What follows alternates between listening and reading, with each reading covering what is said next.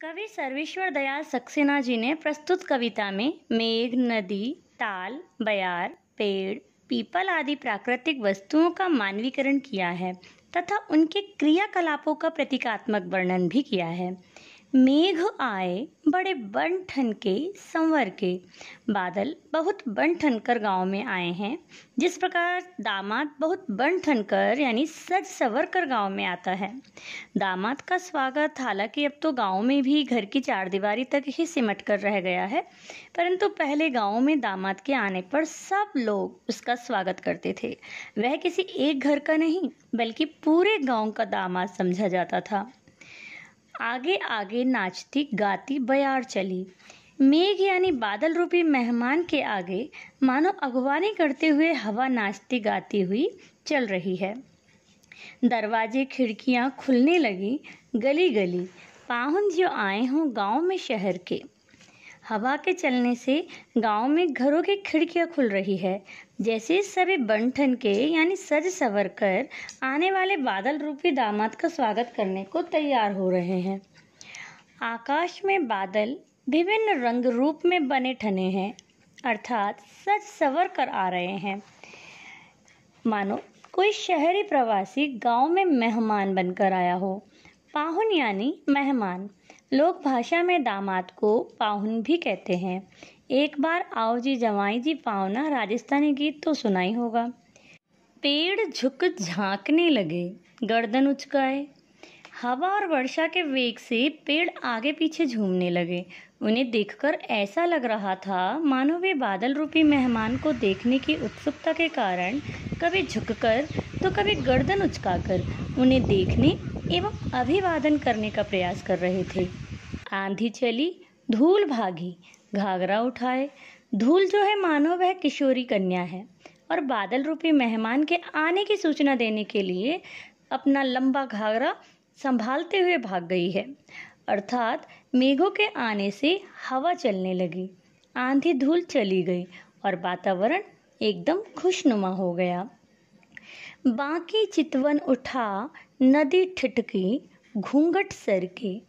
मेघ आए बड़े बन ठन के संवर के। नदी में पानी लगातार बह रहा है, उसमें लहरें उठती गिरती हैं, परंतु मानो नदी रूपी जो बहू है मेघों को तिरछी नजरों से देखते हुए ठिठक गई हो। थोड़ी देर के लिए रुक सी गई, जैसे मेघ रूपी दामाद को देखने की उत्सुकता में घूंघट सरकाया हो।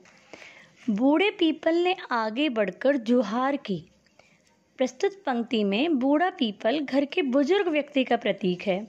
ग्रामीण संस्कृति में मेहमान या दामाद के आने पर सबसे पहले बुजुर्गों द्वारा ही उनका स्वागत किया जाता है। बादलों के आगमन पर विशालकाय जो पीपल का पेड़ है वह भी झूमता सा प्रतीत होता है, मानो घर आए मेघ रूपी दामाद का स्वागत कर रहा हो। बरस बाद सुधि लीनी और प्यार भरा आत्मीय उलाहना देते हुए, ताना देते हुए बादलों से मानो कह रहा हो कि अब की बार पूरे 1 वर्ष के बाद हमें याद किया है। बोली अकुलाई लता, ओट हो किबार की।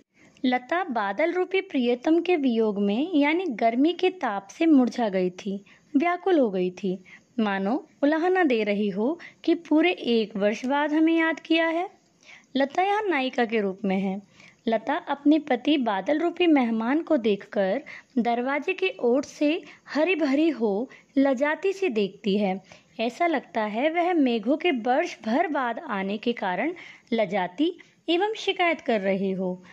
हर्षाया ताल लाया पानी परात भर के। मेघ आए बड़े बन ठन के संवर के।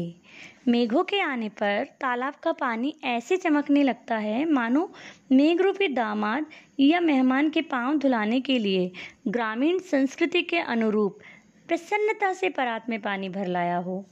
तालाब के रूप आकार की तुलना परात से की है।